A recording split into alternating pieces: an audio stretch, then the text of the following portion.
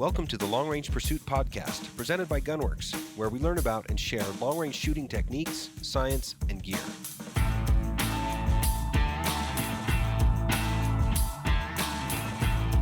All right, guys, we've got another episode of our Long Range Pursuit Podcast.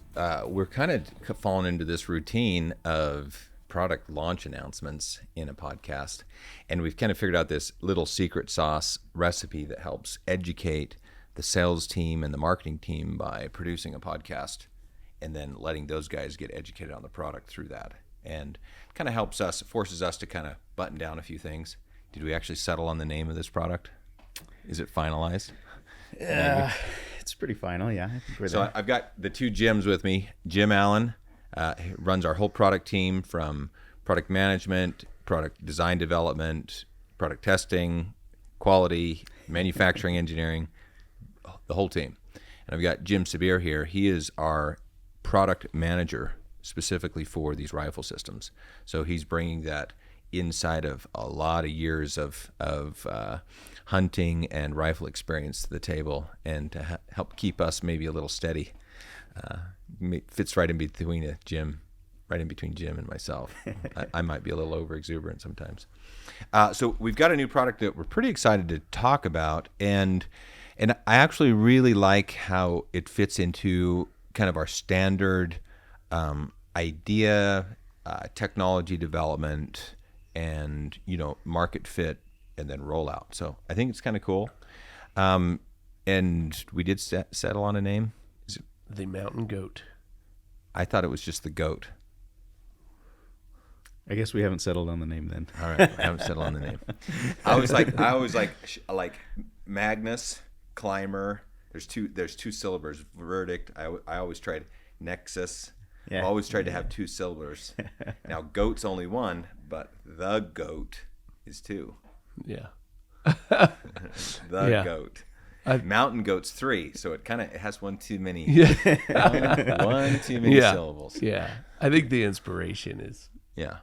the ultimate mountain rifle and getting into the NAR. Yeah, perfect. Well, maybe we could share, because I obviously have backstory and experiences that inspire and drive, product development and design ideas. Yeah. You guys also each have your own, perspectives and ideas and those things come together. Sure. In a project and the ideation and creation of a project. Maybe we could spend a little bit of time on that before we really jump into the details of this rifle. Because I thought the Climber was the ultimate mountain rifle. Yeah. So there's I think a little hint to the backstory there. So, so one of the things that I've noticed, and I've done a lot of trips over the years, hunting trips, whether they're like nice easy ones out of a truck or a Ranger, or easy but maybe not a little bit harder, back of a horse, and then you've got that next level, which is on foot, and then even more on foot with your camp, right? Yes. And one of the things that I've seen, I can think of some New Zealand and some Alaska stuff that were just absolutely rugged, dangerous, steep up, steep down. And one of the things that always has bothered me about carrying a rifle, like, first of all, I don't do the sling thing. Like, anybody that's bought a Gunworks rifles knows that we don't go all elaborate on a rifle sling, because either the rifle's in your hands or it's strapped to your backpack. But one of the things that always bothered me about carrying a rifle in those really rugged conditions, strapped to your backpack, was, slipping down a chute. You got a 500-foot fall in front of you, and you sit down to try to keep your center of gravity back against the mountain, and then that buttstock bumps into the wall, or you're slipping down over a little rocky ledge, buttstock bumps that thing and puts your center of gravity forward and just about kills you. So for me, our driving motivation to change the configuration of the rifle system to make it easier to pack on your backpack, like that's been something that's been there for a long time. Yeah, and I remember, like, the year that we developed the Climber and the Magnus and the Verdict, when we were doing that development, I drew a Wyoming sheep tag. and went through that exact experience where it's like I had the prototype climber that I took on that sheep hunt with me, and I killed a sheep at the top of the mountain and had to strap that rifle onto my backpack with 80 pounds of meat and a head, and my dad and I trailed down the mountain, and it was exactly that experience. And it was hard to hoist the pack up onto your back when you've got that rifle sticking up that far and that far below. So that was definitely an experience that kind of outlined the issues there with carrying that full-size rifle, just like you're talking about. It's funny, those hunts and trips and the frustrations or the failures that you run into actually, to me, are the greatest drivers of product ideation or configuration. You think about, where did the short barrels come from? Like for me, it was climbing up a mountain in British Columbia, going up into this big basin to go chase mountain goats, and you've got frickin' alders, right? I can think of the same thing on a sheep hunt in Alaska, where you've got these just hundreds and hundreds of yards or a mile of these alder bushes that you have to wind your way through, and you got this barrel sticking this far up over your pack. Sure. Yeah. Like you're just cussing the whole time. And it's even worse when there's snow on every tree and your rifle hits it and it dumps it down your neck. Perfect. So I think the shorter barrel has, and that movement that we've made towards shorter barrels over the last decade was driven a lot by a really good firm grasp of ballistics and what our terminal performance requirements are, and rangefinder capability and ballistic capability, where that extra little bit of speed didn't matter as much as the handiness and the access of that shorter barrel. Yeah. I think that this folding stock concept that we've produced for the TAF Skunkworks project, and now that we're incorporating into the climber to make the goat, I think it's the same way. This is driven by, our experience in the field to make something that handles and manages better. Everybody always worries about, a lot of things on a rifle system, but we sure carry one a lot more than we shoot one. Yeah. So if it doesn't compromise the shot, I'm all for improvements on the carry side. Yeah. So we've got that background, kind of a shared common mountain hunting background. Jim, you come from bench rest space, man. It's like I don't know how much that apply? I don't know how that resonates. I think all your mountain hunting's with a bow. Yeah, and traditionally my time deep in the mountains with my pack has been with a bow, and over the last several, I'd say 5 to 6 years, I've done more of the late season, right, with a rifle, and where I usually that's just a day for me, where I'm going early in the morning and spending a day hiking in, and I started with a folding, traditional aluminum chassis. I was willing to make the weight concession for the foldability, right? So, you think about how heavy that is compared to what we're talking about today. Yeah. And I also took a path because I couldn't stand, my biggest beef with the pack is those different attachments to a pack that put the butt lower. Like, I want to be able to sit with my pack on. Yeah. Well, that goes into the same problem. Right? So you have, extends, and then the same thing in the trees, right? I wasn't sheep hunting, so I'm not above the tree line. I'm, way up high looking for elk in the draws and across the way. So, I made a concession for weight to have that foldability. And I also put mine in the pack, right? So I'm just day hunting and I got a big pack. I have plenty of room. I put it in the pack with all my extra gear, my clothes and things all around it.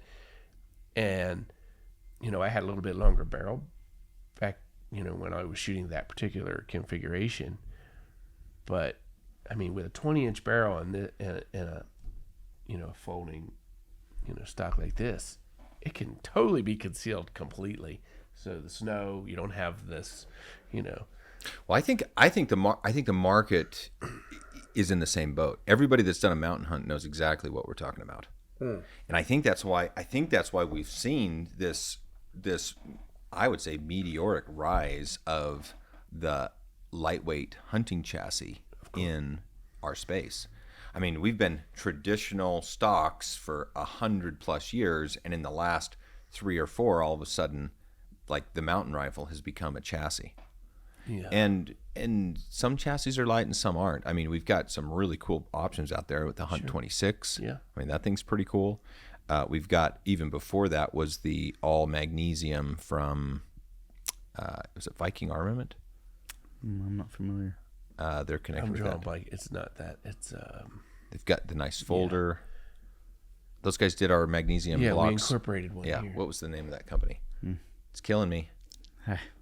It'll come don't to me know. in a minute. That's terrible. Anyways, Yeah. Viking Armament's connected to those guys.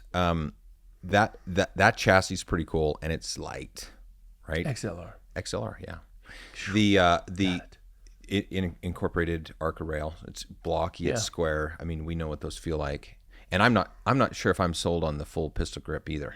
I mean, I think you get some nice control of it. Yeah. And then obviously then you start looking at, well, how does it ride a bag? How do you get those adjustments? Right.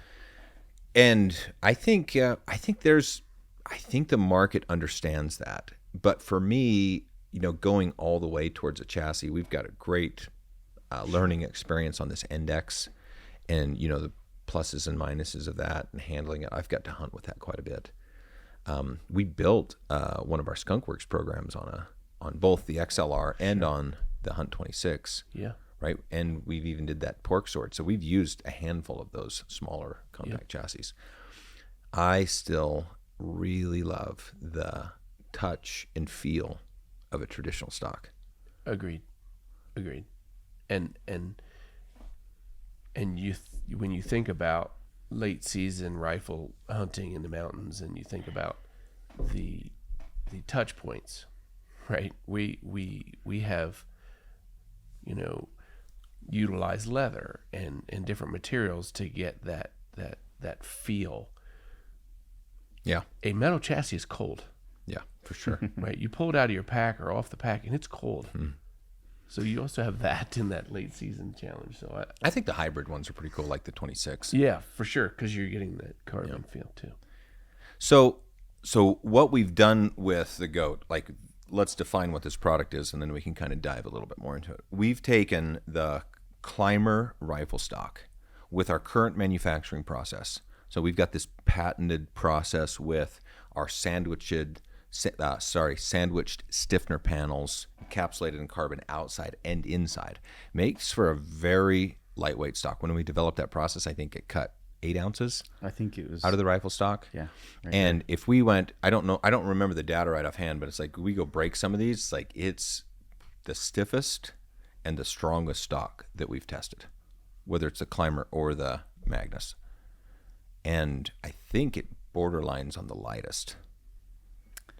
Yeah, it's certainly took a lot of weight off of our current stock situation, and there's not a lot out there that's lighter, but very controllable. Well, especially with, you talk full aluminum chassis and all the hardware that we put in there, it's like it's fairly significant. Yeah.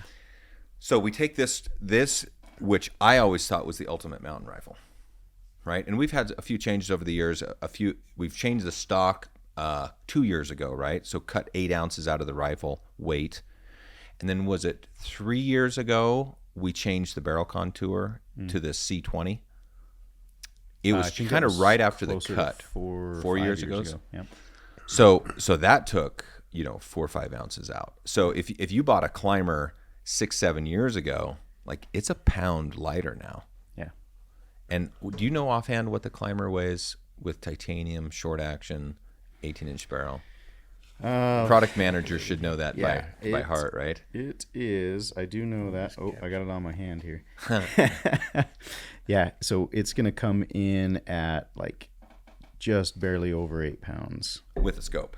with a scope. Yeah, so we're what, high fives on bare rifle weight? Yeah, in that neighborhood. Yeah. Which is pretty Yeah, light sub 6. Yeah. for sure. for what it'll do. Yeah, absolutely. Okay, so here's the penalty, is adding hinge hardware actually makes it heavier.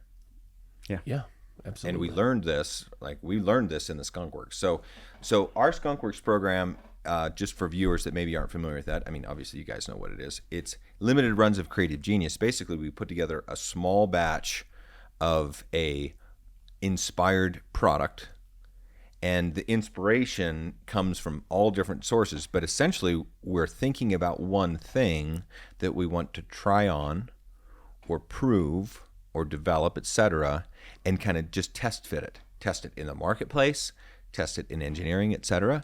And sometimes all that work goes for nothing. Like if you go all the way back to the cut, we took a climber and said, what is the lightest that we can make this? We want to cut weight out of every single piece of this gun. And I mean, from the action, we remodded action, bolt, safety, bolt shroud, bedding block. We changed bedding block to magnesium. We changed the stock layup to this, band NASA or what was it? NASCAR band, big spread toe carbon fiber. Yeah. It was too good. So we kind of scored on a bunk of that stuff. So we changed the stock layups. We changed, what else did we change? Barrel contour. And you look at all this work that we did, and we ran into problems, and it took forever and big engineering development. The only thing that we extracted from that project was the barrel contour. Yeah. And everybody has those guns. They're like, oh man, these things are awesome. Truthfully, the new climber weighs the same as the cut does. It does, yeah. Like you look at all the changes we did, it weighs the same. Yeah. So the barrel contour came out of there. Now, generally, we try to do projects that have way less engineering investment, because if we build 100 of these, let's say we put 1,000 engineering hours into that, like we have to have a significant allocation of that engineering time to each one of those units. Yeah. And so it's we got to be careful and play a balance. So I think we did really good on the TAF. Yeah. Because that product used the climber stock, right? Everything existed in that product. Now we had to try on a short barrel, but it was a contour that we already had, so the engineering and the programming and everything was available. We had to test and see if it'd work. We had to do load development. Yeah. So there was a little bit of work there, but technically where all of the engineering left on the TAF, it was on the hinge. Absolutely. And so that hinge derivation and idea was a lot different, right? The reason why, it's a lot different than the one that we just talked about for the goat. Yeah. Yeah. Right? Essentially with that hinge, we were like, okay, there's no tax on suppressors. There's no tax on SBRs. Let's celebrate that with a gun that does both. Yeah. And then we're like, man, this thing is so short and sexy. We have to keep it going. And rather than do another chassis, we said, well, let's make our stock fold. Yeah. And so that's where the idea for that folder came from, and the why behind that Skunkworks. But we did that Skunkworks program, and we were dragging around that at the shows, and we sold so fast, out of stock. Well, and I think if we look back, I had tried on some traditional style chassis, and you came to me and said, that's not where we want to go, and you went back to some of your early on, like, hey, I really want a folding climber, and so you kind of drove. This is the direction, and you had done that in the past. You tried it on some years ago, and you've talked about that time, Jim. Jim, yeah, you never want to sign up the engineering team. Yeah. Right? Because it's kind of like putting a pile of shit on their desk and saying, hey, I need you to clean this up. It's not quite like that. And Jim never wants to take on, he never says, hey, give me a pile of shit on my desk. But I don't have any fear for that. It's well, sometimes they get lost in the other piles that are already there. But yeah, I try and avoid. I knew the scope. I knew the scope of the project could fit in the time that we had. I knew it was achievable, and I felt like it was the right amount of lift and challenge to put in front of the team to get done. Absolutely. Like you guys got some good muscles out of it, didn't you? Run. Yeah. Yeah, it was great to see. Our engineering team. We got a guy that's been here for a couple years now, but just getting Ethan's just really getting into getting his feet wet, and it takes 2 years for an engineer to really start coming alive, and he's there and getting into the gun industry and all that. And so he took that and ran with it, and then we've got we brought Zach into our prototype machining department, and gave him an opportunity there to run our 5-axis prototype machine. And those two working together, with some other input, we're able to come up with something really great and quickly. The way we were able to prototype test that, we had one adjustment after we made our first prototype.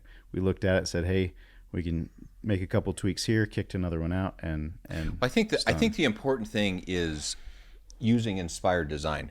So like there was products in the space that were using similar systems. Yeah. Like different application, but similar. Mm-hmm.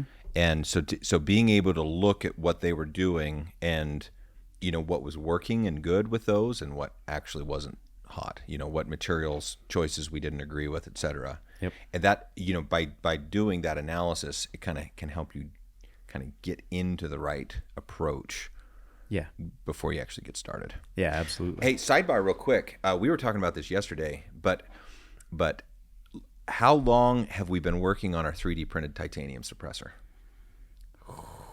I think we're in the 2-year range. 2.5 years. 2.5, yeah. Yeah, before I got here. Yeah. And how long do you think it's still going to take before we're done? Oh, I actually think we'll be lucky if it's 27. Now, am I happy about that? Absolutely not. I want to cut somebody's head off. I think the person that I want to chop their head off is the freaking manufacturer. So we have to go outside to have the samples 3D printed. We didn't buy a machine because we're not 100% sold on the tech. Yeah. Right? I mean, our titanium welded suppressor is freaking awesome. We haven't been able to achieve a better product than that, lighter or quieter, with 3D printed. Right.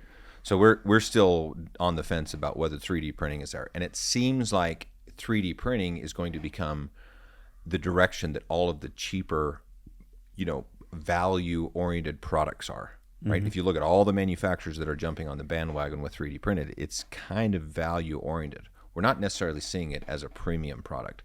Whereas the challenge of machining and welding titanium, that actually is not that easy. Yeah. As we have learned the hard way. Yep. And I actually think that kind of becomes a premium thing. But if you look at the speed, like the time, the flash to bang, this 3D printing thing is killing us.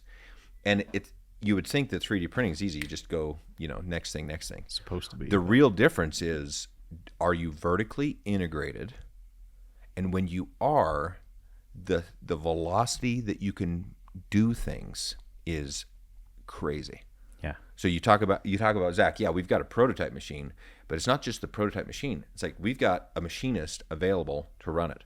We got people available to program it. We've got the supply chain and the muscles to mobilize those materials. We've got the facility with the equipment. And so when you have these things, like doing an 11-inch barrel and changing the program is easy because we start with a blank piece of steel and we can spit out the other part at the end, right? Wrapped and ready to rock and roll. Yeah, different twist right? rate, whatever we want. Yep, exactly. Like when we have control of, this manufacturing pipeline on these parts, like we can make that hinge and we can test it and prototype it. Yep. And then incorporate it and then bring it into manufacturing. And I bristle at this. We've got this self-imposed, 4-month manufacturing schedule we've started doing within this last year. It's like our average rifle deliveries were 60 days before that. But it's chaos in material management. Yeah. So now we've got this self-imposed 4 months, and that now we've got this self-imposed, 4-month lead time in a new product development. Like it actually takes us longer in that manufacturing lead time, and build up to serialized production than it does sometimes to do the whole development process because we have that muscle inside. And a lot of people ask, it's like, why do you vertically integrate? Because it's actually not the cheapest way. No. Like the cheapest way to build guns is to buy a barrel from Proof, buy an action from Defiance, right? Maybe even a pre-fit or Impact, right? Buy a stock from Macmillan or Stock AG or whoever, and you take that kit, it's already inletted, maybe even painted, and you literally just bolt it together and assemble it. It's like now all of a sudden there's no overhead. Right? You're not paying big insurance. A lot of these guys are small enough, they're not paying excise tax. Yep. Right? They don't have a massive amount of employees. Like it truthfully, like I look over the fence and look at those guys, I'm like, oh man, what a nice way to do it. But here's the limit. They can't take a concept like this and implement it. And I'm not saying they can't come up with a concept, but it's like when they do, they have to go outside. Yeah. And they have to say, hey, can you machine a prototype for me? And can you do this? And like any machine shop worth its salt, their machines are busy. And you have to fight for a schedule, right? And it takes time. And when we've done that in the past, it just adds months and months. It's kind of like this suppressor project. Yeah. It's terrible. Yeah. So anyways, we were going off on that the other day. It's like, why is vertical integration such a big deal? It's because it changes the velocity that you can innovate and move the market. It's like, it's an awesome tool. It's a great power, I think. All right, so back to the topic at hand. So what was our flash to bang on the hinge development for the TAF? To kick out prototypes, have our final prototype. I think we were at a couple weeks. Yeah, like 2 weeks. Yeah, and then it was The first one. Yeah, That's when you went walking through the shop. Yeah, showed everybody a stock with a folder on it, and everybody was pretty excited about it. Yeah. Now we had to go back and tune a little bit on the latch, if I remember right, because basically I asked you guys to kind of put a little bit of an angle on it so that latch keeps tightening, so that it, if you've got a little loose or play, it'll self-tighten to the joint. Right. Yeah. Yeah. So we went back. Like I said, we took a couple learnings from the first prototype, incorporated, and made some changes, and had the second one out, and that all happened in that 2 or 3 week window. So with that project, with every Skunk Works, it seems like we put a boundary condition on, right? The boundary condition on that was, we're not changing the action, we're not changing the stock mold, we're not changing the bedding block or bottom metal, right? Yeah. Well, we did change the bedding block. We altered it. We used our existing blocks and made a small modification to them. Did we rewrite code and spit them out? Basically, you got a little pocket where the screw is, right? Yeah. Yeah, we went ahead and did that. We've got a great So you team. only and- broke one rule. How about It was close. how about I how think about you expect us to break some rules. how about we can't change the tooling? Yeah. No yeah. tooling. All fits in the same work holding, and Yeah. Yeah, so the challenge was, how do you get this hinge to attach to the stock and the block and make everything rigid? And the test, I've seen some tests where guys are trying to pull the joint apart, but that's not actually how we load and fail a rifle, right? It's you have the impact of the shot, but I think where the real fail is in a drop. yeah, a drop, or a horse wreck, or trying to kill a Horse snake. Horse That's where wreck. we've seen. That's where Yeah. we've seen breaks. Trucks. Yeah, but that's what we did. Our testing was, we did drop testing, and on this we always go way over the top with it. But started off with like a 3-foot drop test, and everything looks great. So we just keep going higher and higher, and then we did incorporate. We call it our tomahawk test, where you hold a sample gun up by the barrel above your head and just swing it down against the ground. And it's like nobody's ever going to do that, but we did it and tested that, and Well, you had some kind of great want results. to, like, say we've got this joint that we've made to secure that to that forend, to the block, to the stock. Yeah. You kind of actually want to find out where the failure point is. You ratchet up and ratchet up. Were you ever able to break that joint? On the joint, we bent some material, and then we did that tomahawk test like, I don't know, 8 or 10 times, and we pulled. So we've kind of got a belt and suspenders here. We've got some fasteners and some glue holding these components in there, and we pulled the fastener out, and then after like 8 or 10 impacts, we were able to break that bond. So, and that, again, that's like Did it break the bedding block bond out as well? No, it didn't break there, because we've kind of got that sandwich with the bottom metal, and so it's really anchored in So there. all it did was just broke the stock. The socket came out in the back end, yeah. And Yeah, it broke the worst thing carbon about the material tomahawk away. test, man, is you do that with a scope on it. It's one that can't be used as a scope anymore, but we do want to make sure the weight's right. We're testing. They're like little rattle cans. Yeah. It's like all the It's lenses glass. inside are freaking crunched. I don't like to be around. No, For that's the pretty brutal. tomahawk test. It's a cringe moment, no matter what. But these sickos. Yeah. Well, it's good. It's good to kind of know where the limits are. Yeah. Right. It's like we never want to use something that poorly. Yeah. So, all right. So we went through this whole derivation, TAF. We've got this hinge. We use 17.4, if I remember correctly. Yeah. I think that we've kind of fallen in love with that material. Yeah, it is a very it's a very good material. It's got great properties and some corrosion resistance, but we kind of fall back on it when we Nice to work with. yeah It's a performance material. Yeah, we started with a couple components in a high carbon chrome moly steel, and we did that testing on them, and we had some parts that were bending a little bit, and it's like that's Do you think if we replace that with a really nice aluminum 7075, would you make that product? it's a good question. Like, it certainly would perform all of its normal functions without any trouble, but in those impact tests, I question how it would hold up. Yeah. So if you made the hinge bolt on, this is an argument for going to a bolt on type arrangement. We've had this discussion lately. Yeah. Then technically you have a failure. You could just unbolt it and swap it. Yeah, new part. Right. So you could make the hinge out of a more disposable material like that aluminum. Because me personally, I think it's going to fail. Yeah. What I've seen in our Agreed. tests, it's like I think aluminum would just shit the bed real quick. Yeah. And with the way this is bonded in, it's permanent. I think that's why it was so important for us to go a little over the top on the material. Yeah, absolutely. The button position, like, here's a perfect example of me giving you guys a challenge that's really hard. If the way that folds over, if we put the button on the outside, it gives you the most advantage and the easiest way to make that snap, right? Yep. But after we did that index and we did our latch on the top, like there's no latch system that's worse than that thing. Like, it can't be worse than that one. Yeah. But I really liked that position and where that was at. So that my big request on this was using that position as the button. Right. And it introduced a big challenge because now all of a sudden you have half of the leverage to hold that joint closed, right? And then you've got this differential loading on the sides depending on where the joint is. So I thought that one was a pretty big challenge. I really, really like how that button worked out. Yeah, it looks great where it's at and functions very well. Ethan was able to come up with some good solutions to those problems and make it very functional. I think there's a reason why almost all the hinges that we see out there have the latch on the opposite side. Yeah. So it's the simpler engineering problem for sure. Yeah.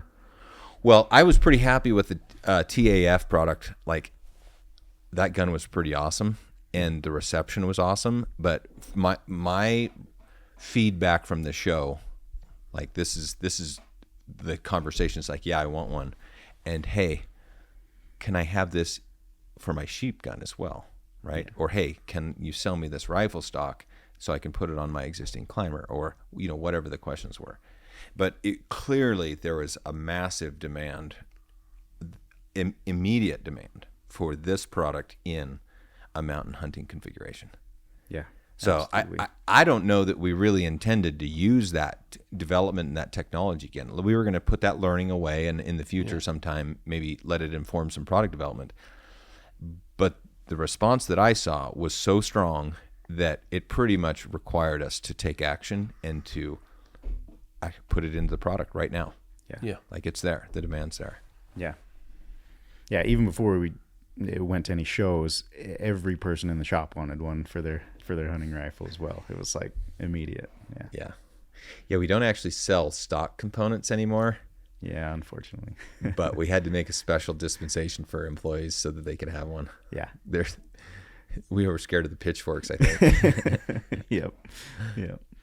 So cool. Well, I'm pretty excited about that hinge product and incorporating that in a mountain rifle system.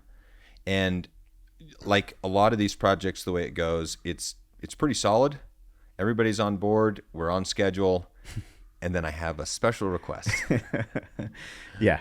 The hinge came in at around, it was about an 8-ounce add to the product, which for the TAF wasn't a big deal. It's like that product, had such a tiny barrel, we made up for the weight there, but it wasn't intended to be a lightweight product necessarily.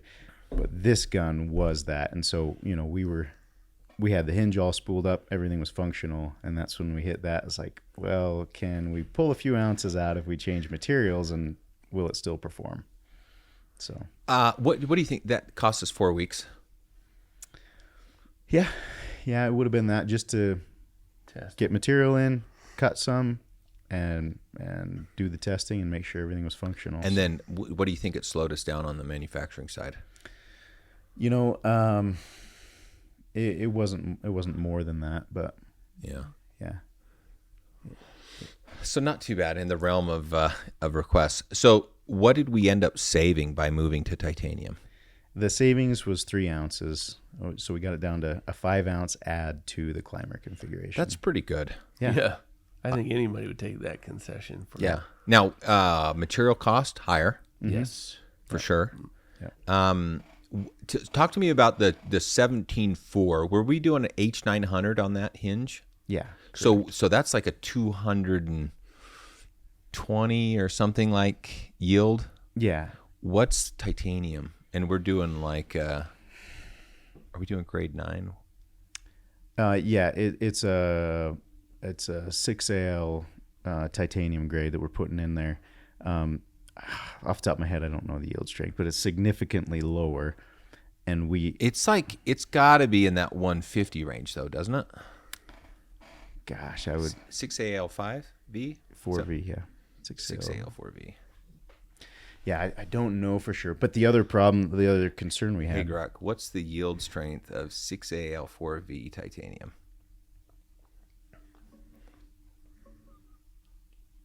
Not 5V, huh? Around 880 to 920 megapascals, or roughly 128 to 133. PSI. Yeah. So that's a good guess. I guess 150. All in the right. I neighborhood. think I was thinking for 5. Yeah. So it's definitely weaker. And the other big concern That's about we had. 60%. I'm thinking that's about 2/3 of 17.4. But 17.4 is, Overkill. yeah. Yeah, it's good. And what's aluminum? Probably half of that again, wouldn't it be? Yeah, for sure. Even 70-75. 60-61 would be even Even a less. third of that. Yeah. Yeah. Yeah. Titanium also likes to gall, and so we got these hinge components working in that mechanism, and we really wanted to do our So testing the concerns were, can it withstand the same testing without bending? Because the weak spot's the ears, right? That's where the stress fails. there. Yep. So can we withstand the same testing? And then the second one was, do we have a galling problem? Right. And how are we finishing? Are we anodizing that or are we coating it? We're doing a DLC coat. Yeah. On both? Yeah. Yeah. Okay, cool. Yeah. So, yeah. So we made the changes there, and when we did our original testing, we've also got a latch and a pin, the button and all that. That was failing before the ears of the hinge would fail. So we left those components in the stronger material.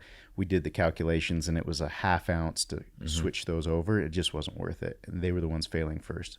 So we made the change on the bigger components, gained our savings there.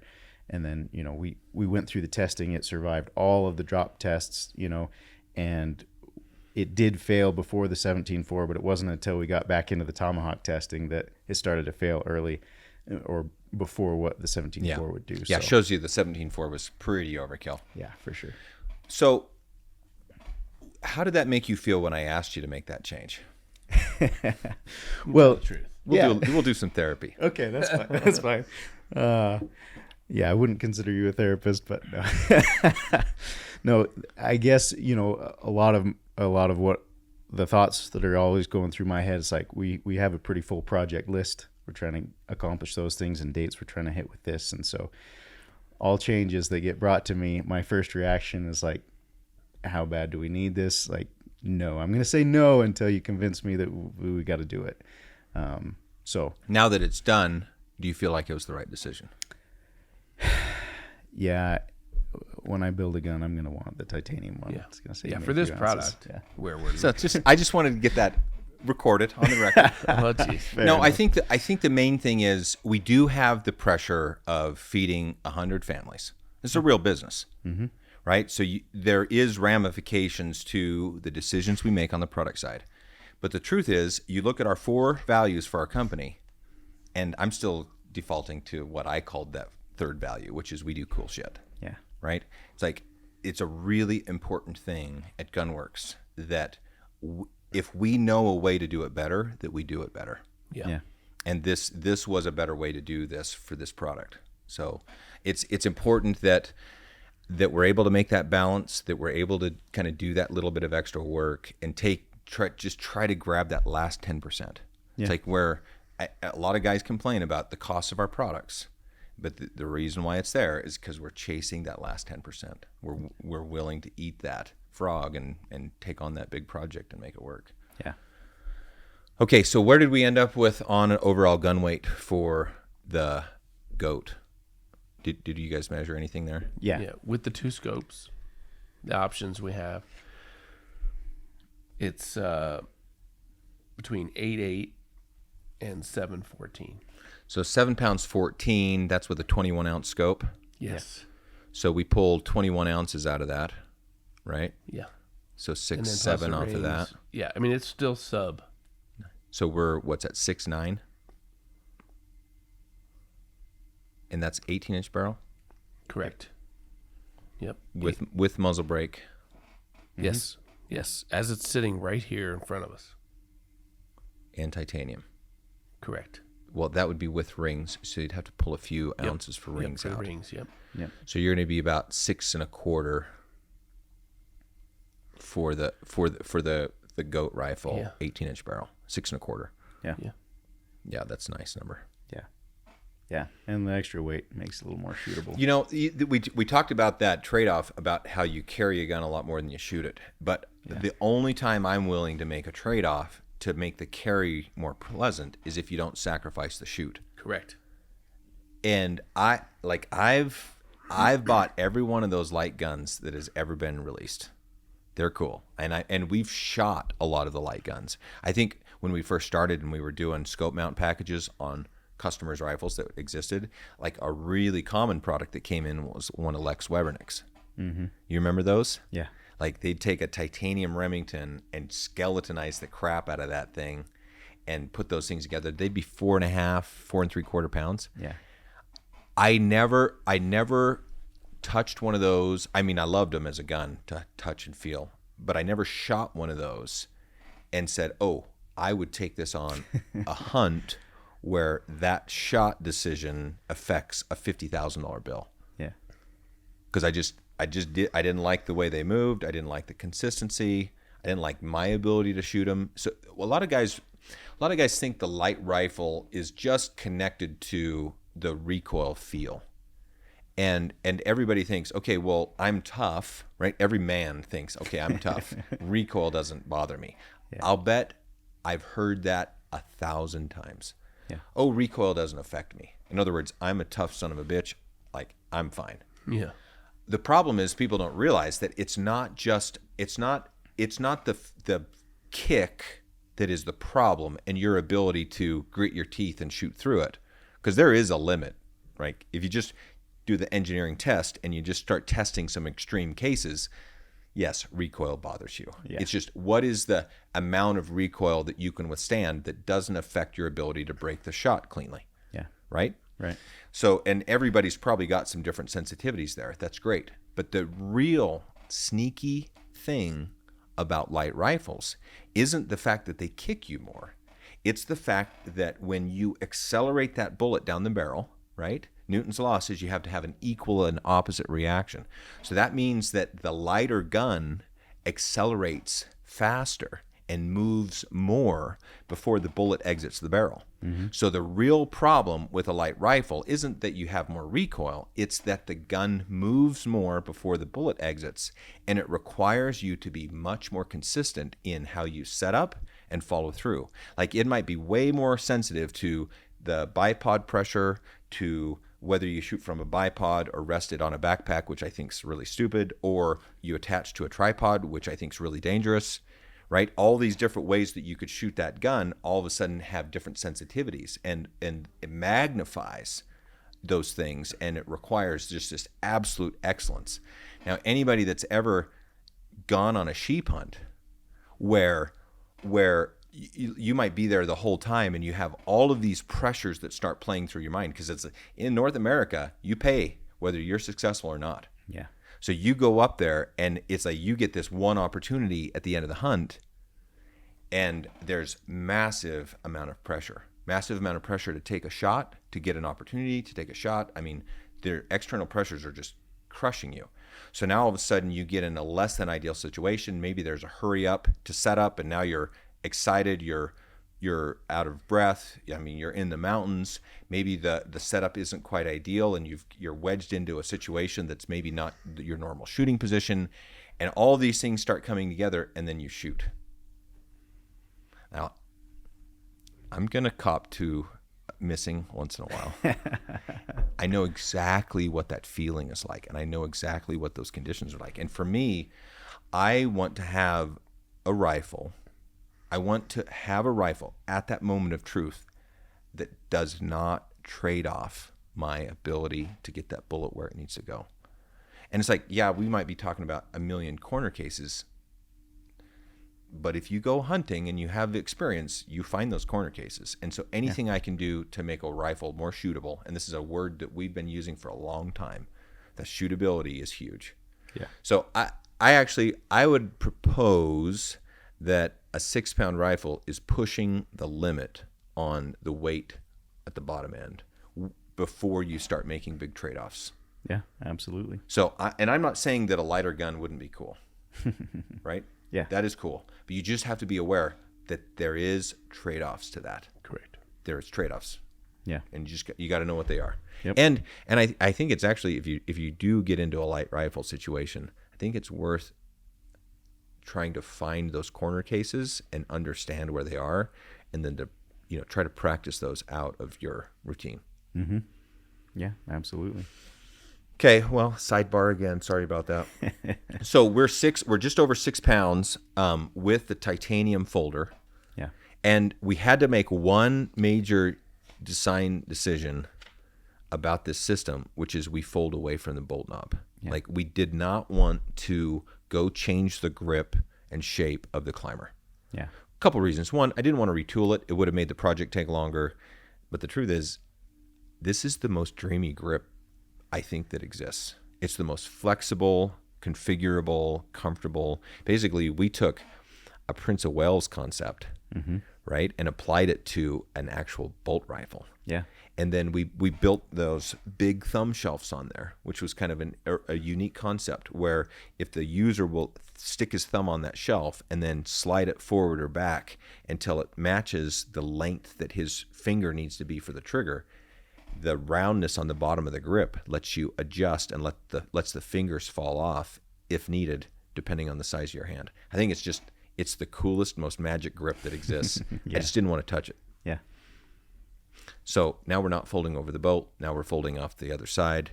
And the one thing that we decided to do for simplicity was, does it need, because we did this in the Index, we molded some magnets in the carbon fiber, and that latching mechanism, super cool, and I love it. But it's like, did we need that complexity? And I think we gamed through that. Did we need the added weight? Did we need the complexity of it? When the intended mode of carry is to be folded and then strapped to a backpack, right? We don't actually need to latch that because the actual securement method deals with that. So, and my experience, like I just used this in Spain, used a folder over there. We've done a bunch of tests with that. Like, I've had it in the field. The way that it folds up and fits in a pocket and straps on, it's like, I agree. I think we made the right choice there. And we built in enough friction into the hinge mechanism purposefully so that, where you put it, it stays there, unless you're getting real Western with it. But yeah, you fold it there, strap it into your pack, and there's no need for the added complexity. Yeah. I think what I really like about this versus like that original concept we did, like we split the grip on that prototype we did. Yeah. And it was just a little funky. Yeah. And I really like this one because I know that first part's secure with that bedding block. I know it's just locked in, but we actually cut another 2 inches off on that folded length. Yeah. Yeah. Right? And now we can preserve exactly the the grip the way we want it. And technically you can shoot it ambidextrously without that big booger hanging out the side. Yeah. So, and then we didn't have to increase the thickness of our stock. So you look, that stock's what, 1.1 inches probably at the top of the wrist. Yeah, it's probably just slightly over that. But Yeah, some other things we've seen. I mean, they're 2-3 inches thick in the back. Like they're thicker than my iPhone is. Yeah. At the back, and we're half of that. Yeah. So for a mountain rifle, like a minimalist mountain gun, we're able to keep that small wrist dimension, kind of stay true to that original design. Yep. So I kind of like, it's a concession, but I feel like we've come up with, the engineering solution where we've balanced all of the competing elements, the cost, the time, the design, the sacrifices there. Yeah. Cool. Jim, I've kept you out of that a lot. Sorry. No, it's great. You want to talk about the package? Did we have anything else on the goat itself, the stock, the features?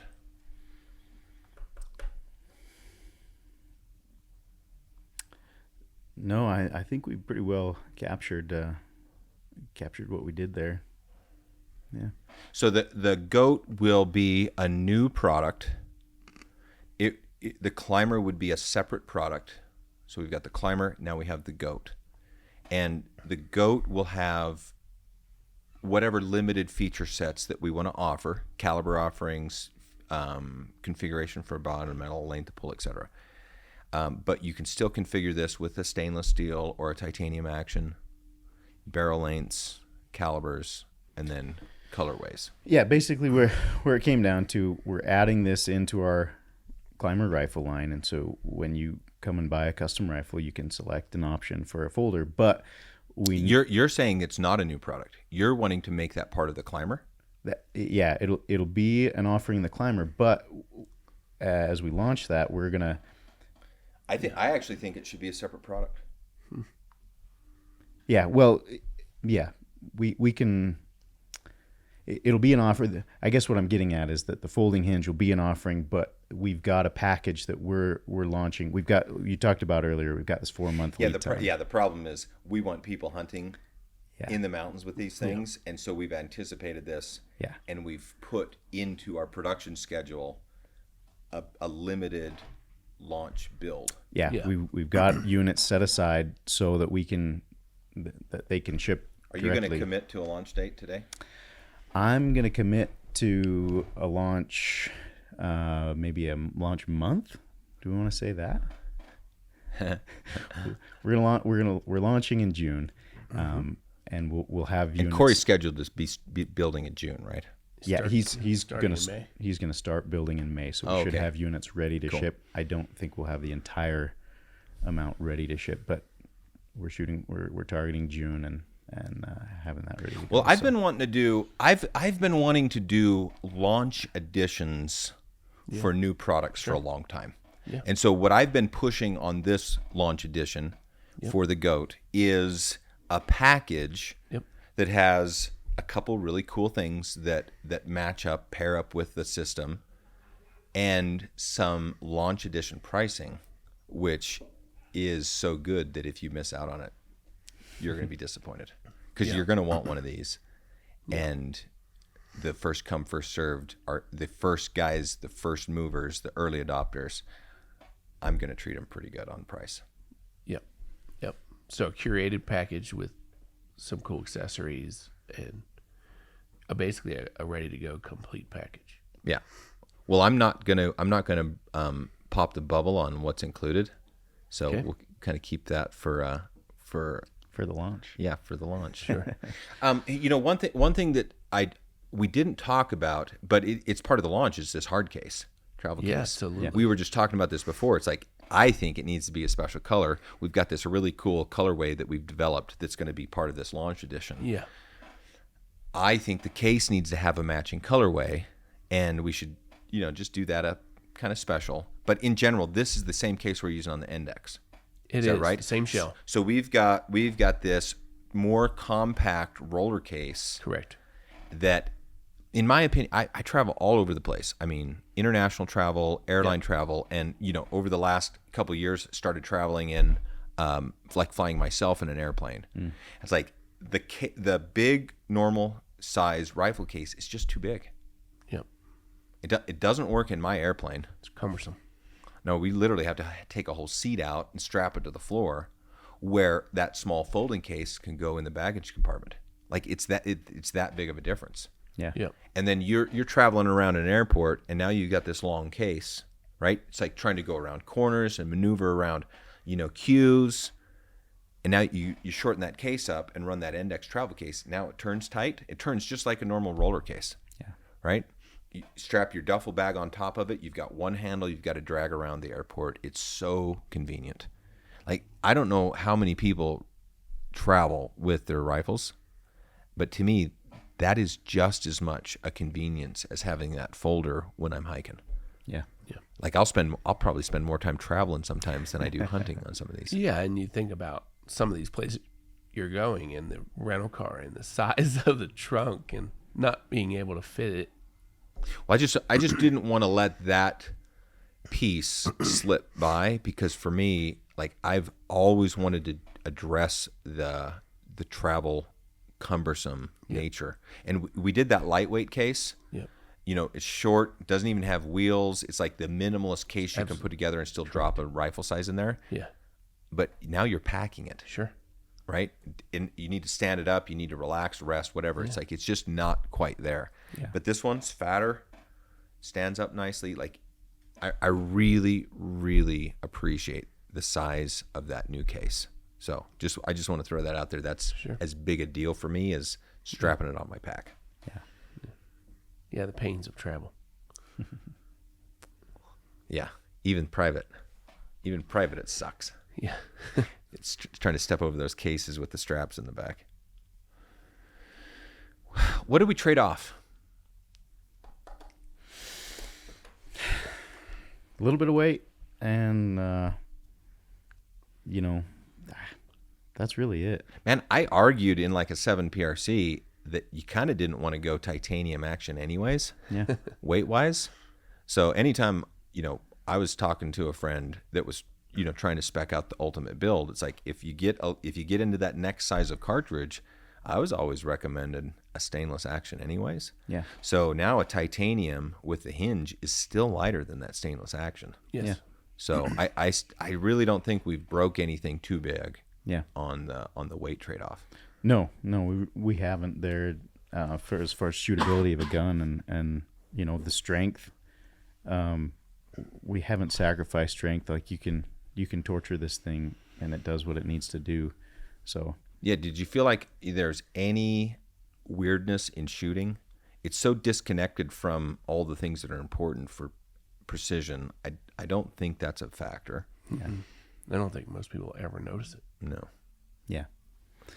yeah, we don't have a left-handed option at the moment, especially in the testing. I'm a lefty, so it's like I shoot right-handed guns, Dude, but you control the engineering team. It's like true. that's all up to you, true. man. You can every left-hander that wants one of these, it's Jim@gunworks.com. yeah. So I mean, that's bound to follow. But that was the.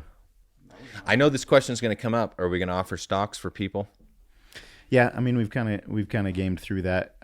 We're not doing it right now. We If don't do- sell stocks. No. Is it worth maybe discussing a little bit why we don't sell rifle stock components anymore? Yeah. I mean there was quite a while where we offered that, and the complexity of Essentially when we had the foam fill. right. Yeah. So we had the foam fill, and we put a high premium on making a stock fit the rifle correctly, not just creating some giant inlet that you could kind of slap anything in there. A lot of the chassis and that's what they're good for, but we wanted something to fit well. So and be let's elegant. explain that a little bit more. So generally the way a lot of the rifle stocks and actions fit together is you machine the action area in a Remington 700 clone with like a 1.350 plus like ball, or you inlet in that sense. But just imagine a round ball end reamer, 1.350 and change that you just hog right down the center. And then when you get to the tang area, you just blow it straight out. Right? So now you have this round dish that just kind of tapers to a point and then disappears. So then when you put like a Remington in, or you put a Stiller or a Defiance, they all fit with that tang shape. And I personally never liked that, because if you go look at any really high-end fine firearm, they're always inletting the tang down into the wood and giving it that perfect gap, Yeah. right, so that it fits just right. Yeah. And so we engineered our stocks and our actions to fit that way. And so when we inlet for a stock, we actually inlet that exact tang shape. Yeah. And then when we fit the action, like it fits, you got a few thousandths of available tolerance, but it's like it fits perfectly Yep. in that space. And when we had a foam-filled stock and we wanted to inlet for one of those other guns, we would just do the normal, just blow it through as a component, right? And then, they could paint that up and fit it in there. It was fine. When we went to this new stock system where we have these stiffener elements that are encapsulated, embedded in two-layer carbon inside and outside, then essentially the stock's hollow. That tang area doesn't have fill supporting it. It's unnecessary. Yeah. Like all of our structure is driven by our carbon layup. Yep. And so if you had a tang, let's say we're going to do a Defiance, you actually had to inlet the exact Defiance shape. And when we made that switch, we embarked on this effort to go get all of the CAD files from all the different action manufacturers so that we could get that exact tang shape. And what we found was that we would not be successful with that for whatever the reasons, right? Yeah. We could not achieve success with that machined tang shape.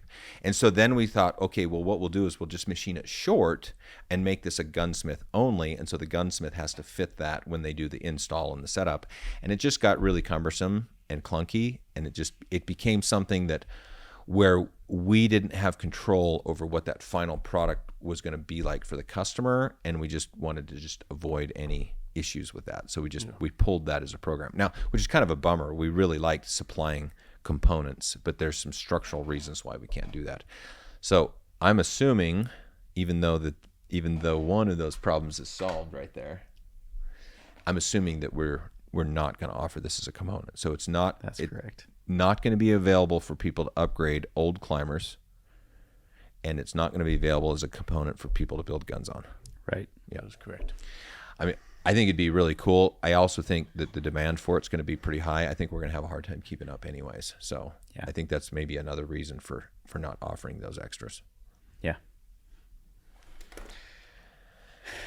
I'm looking at my list. I'm not seeing anything else that we needed to cover on my list. Jim, how about your list below? Any more information there? I mean, I think besides the package and what we're going to offer. Okay, let's run through that. Let's run through that. Okay, so why don't you introduce us to the GOAT Launch Edition? So the idea and the challenge here was we wanted to have a mountain rifle, and the configuration, just as we talked about, 2 calibers. You can get the 6.5 PRC or the 7 PRC. Most of us, and even our volume shows the 6.5 PRCs does extremely well. Mountain goat, sheep, Elk. and elk. Yeah. And then for some folks that want the bigger caliber of the 7 PRC if they're going to shoot something bigger along the way. So 2 options. We looked at special configuration on the Launch Edition in terms of paint coatings, so that has come together really nicely. Something that we will not offer again because it was quite painful. So this is a Launch Edition only. Yeah, we gauge how special a paint job is by how loud the paint team squawks when they do it. I know. I'm not getting a Christmas. This is the worst one. I This is the will worst not- one yet, isn't it? I will not get a Christmas card this year. Yeah. So I worked through that. We offered so this is one where we did something a little different, right? We wanted to explore what optics we wanted to do. We have our brand new Revic RS18i, which is super compact, great scope, and that will be offered on this package. In addition to that, we are launching with this package just for a limited time this March F series scope, and it's a 3-24, still first focal plane, still meets the criteria that we prescribe. Yeah, every choice has a trade-off. So we have 2 different scopes here Yes, that have 2 different trade-offs. sure. And maybe I'll just quiz you right here on the spot and see if you can identify what they are. What is the advantage and disadvantage of the March? The advantage is weight, right? That's the advantage. Yeah, you're 21 ounces. Yep. And what was the mag range on that? 3 to 24. Okay. So you get a little more mag range as well. Yeah. And it's first focal plane. It's first focal plane. We've got a pretty big hard on for Yeah. first focal plane scopes. out here. Disadvantages is not our reticle, Yeah. and the turret system is I think we're going to be able to make the turret system work. It's a little janky. They've kind of got a bolt-on blank turret that we're going to Right. mark up. So we're it's still able It's to- a little clunky, It but is. it's going to give us the data we need. yeah. But I think the reticle situation is actually the biggest trade-off. Agreed. Pretty excited that it's something new. We like to try new things in this kind of thing, so we're giving that a try, and it is a very nice. I scope. used a March maybe like 10, 12 years ago. I had one I Yeah. was kicking around with. Yeah. So They do a great job. They just Yeah. have limited production. correct. Right. Very limited production. We actually had to work with them over a significant period of time to get scopes to support the project. Yeah. And then the new Acura it's a little heavier, right? There's your disadvantage, but the advantages are it's we unlimited turrets. You've got the ballistic data ring. And Yep. You've got our reticle system. Yep. Yep. The ballistic data ring and the reticle and integration into the system. It's a known quantity. Yeah. So those are the two options there. We talked about the case, okay, and then there's a couple cool accessories I'm working on that I probably won't disclose here, but partnering with some outside brands on some things for that Mountain Hunter that will be really cool. Yeah. So this is going to be a package, if you will. So instead of just a launch edition rifle system, we're actually throwing in some cool things too. So I think our intention is to get launched early enough in June that we can have guns delivered before July 1st. Correct. I That think is that is correct. I think that is the Everything's in alignment to do that. Now I hate to make promises until we start assembling, but goal. Jim's gonna win. We got this one. Yeah. So I'm pretty excited about it. I think that's going to get a significant number of really cool, folding Gunworks rifles in the field for this year's sheep season. yeah. Yeah. But the thing I think that's important to note, even though we will add, like, there's no mechanism yet to add this folder into our current line. Like, I still have not done that in our builder. We got to get through this launch edition, and then I'll configure the rest of the Yeah. Let's take Climber? that off the line, but Yep. I've got some suggestions for how that needs to work. And then the numbers are very limited, right? So I ordered enough materials, accessories, products to support this launch edition. They will sell out, right? That's just a fact. And I think the challenge then we're not is, doing this again. I think the challenge is it's 4 months Yes. in a regular production build. Yes. 4+ months. Yeah, I can't get So it's actions. It's like if we're launching, end of June, July, August, September, October, like we're gonna have a hard time getting more of these units into the field this year. Yeah. So it's something where this launch edition is speculation on our part basically to make the stock, and we've put together what we feel is kind of those ultimate, all mountain rifles for all game, whether you're 6.5 or 7 PRC. Correct. So there's at least 100 people that are going to be happy this time. Yeah. So we have got materials to build that limited quantity, and then we'll take orders. Cool. Well, I thought we had a great discussion today. We kept the sidebars to a relative minimum and didn't go over time too much. But I'm always really interested in like the little details about how a development happens. I mean, that's the stuff that I find interesting. I love making ideas into products. And so the journey to get there to me is a really big part of the Gunworks story. It's freaking hard to do what we do. Yeah. It might look easy, it's like, but it's not. Yeah. Like Doesn't feel easy. No. Yeah. No, we have to fight for everything. Yeah. So I just felt like some of that was worthy, and I do like you guys did a great job on this. Like having those constraints and to put a product together that is this elegant and robust, like I think is one of our biggest engineering wins in a long time. Yeah. I really do. Yeah. It's a cool product. Yeah. Cool. Well, the GOAT launching in June. All right. Right. Shipping In June. Yep. All right. And then available for order for regular production. Correct. Yeah. In June. Yep. I'll have that buttoned up by then. Awesome. Well, great podcast, guys. Great information. Yeah, hopefully our audience enjoys it as much as I do. But I love new products, and I love the why and the behind the scenes story. Yeah. So thanks for joining me again today. Yep. thanks. Till next time.